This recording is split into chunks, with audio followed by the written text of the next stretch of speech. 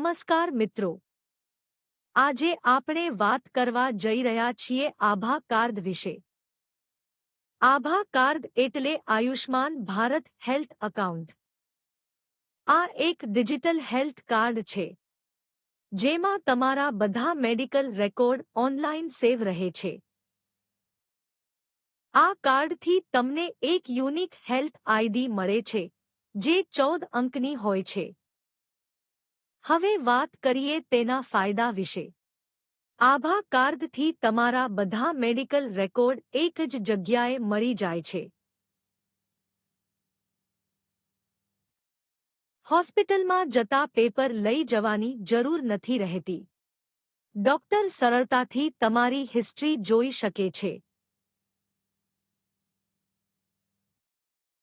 અને દેશના કોઈપણ હોસ્પિટલમાં તેનો ઉપયોગ કરી શકાય છે। હવે વાત કરીએ કેવી રીતે બનાવવું।